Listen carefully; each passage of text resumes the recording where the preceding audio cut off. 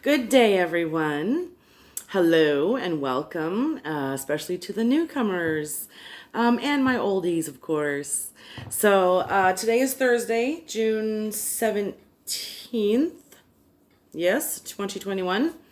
And I have today a couple things to show you. Well, I'm going to do runes today and the fairy cards. We're going to draw a rune and kind of see what message we can receive for the group. And I also wanted to show you my beautiful selenite athame, which is basically a knife. But this is very beautiful. One of my best friends gave it to me, and I love it. It's going to be sitting with my cards from now on. And this is for cleansing. It's connected to spirituality. It's also, you can use it for cord cutting. It's one of the most like desired crystals that has been around for centuries. So thought I would show that to you. So anyway, let's get to it. So we have some newcomers, and I'm kind of trying to focus on everyone that's in the group, and again, receiving universal messages that we can all adhere to.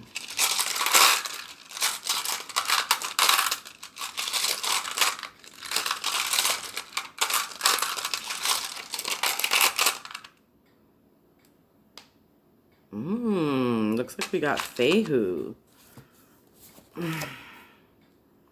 No, I'm wrong. We have Anzus.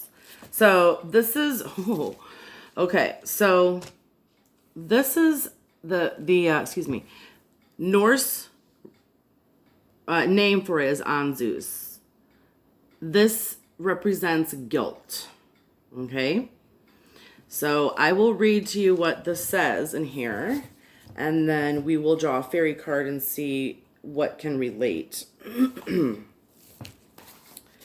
So let's see what we have so far. In receiving this rune, remember to let the constraints of the time serve you in righting your relationship with yourself. Use this moment to bring quiet to whatever sense of confusion or sadness you may be feeling. There is nothing you can do to change what has already happened. You can only accept it and turn it over to God.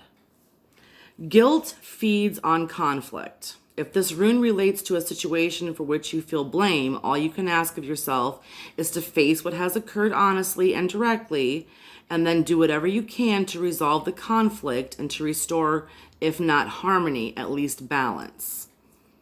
The rune of guilt fosters healing and by reminding us of the need to make amends. For those who seek to heal situations from the past, for what has done or left undone, this rune counsels you to open your heart and act. Is there a letter to be written, a call to be made, someone you must sit with face to face, a prayer to be said? Now is the time to bring order, clarity, and peace to the chaos of the past. When taking action to make amends is impossible or inappropriate, amends of the heart are always heard. One of the most profound healings occur when God's words are felt, not spoken. If it seems that the conflict will never be resolved, allow yourself the feeling of powerlessness. Experience those feelings fully and then release them. Learning how to let go of the things we cannot change is a crucial part of the healing now underway in our world. Excuse me. If you have received this rune in response to your concern about a mistake you feel you have made, the oracle is unambiguous. We all make mistakes. No guilt need to be attached to our mistakes. This is how we learn. Endless self-blame has no place in healing. The anxiety engendered by guilt shakes our trust, distorts our judgments, and clouds our perceptions. For to live with guilt is to sabotage the self. Guilt is a dragon that guards the toxic waste of the past. If, on the other hand, you are feeling no guilt, you may be wondering why we picked this rune. Perhaps you picked it so that you might consider the question of the restoration of faith in our troubled time, the rebuilding of faith in ourselves, faith in those we love, in our families and our friends and our communities. So very, very, this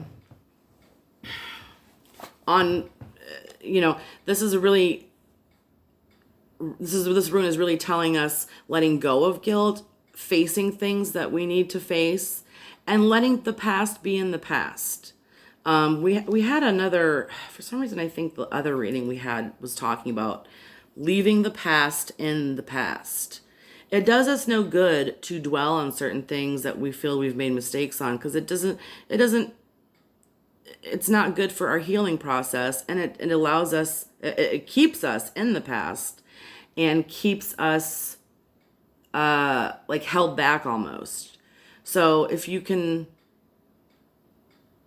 face what you need to face, remember that it is in the past and that God does forgive, and that you have to forgive yourself. You have to forgive yourself.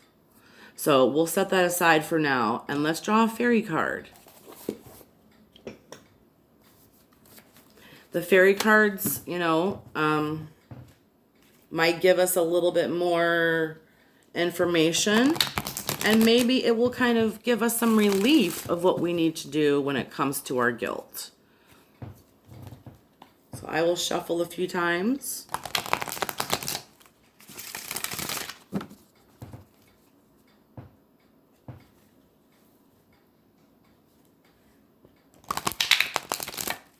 And I'm going to spread them out today.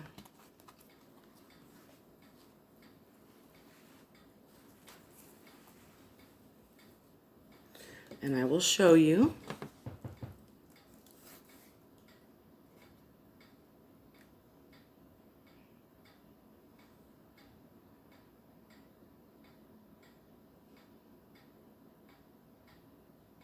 I knew it. It was that one card just kind of sticking out right there, and I ended up picking it. So look inside yourself, okay? This goes right along with what we just received. Looking inside yourself to acknowledge what we're feeling. It's also going to be a reminder that you are your own best friend, but being able to forgive yourself for things that you feel guilt about, this goes right along with it. Looking inside yourself and realizing what you need to do. So look inside yourself. This is what the meeting says. You've been trying to find satisfaction through outside sources, such as material possessions or relationships. You're also looking for help from other people. The fairies ask you to look within for the answers you need. Sometimes when you feel empty, your first reaction is to try to fill up the emptiness by acquiring something or someone. You may fall into the trap of thinking, I'll be happy if, or when I have a new lover or advanced degree, a better wardrobe, etc. Then when you get the new acquisition, you only feel satisfied for a little while. The fairies remind you that the fairies remind you that the only source of true fulfillment is by connecting with spirit within. Have a mental conversation with your creator and feel yourself filled with divine love.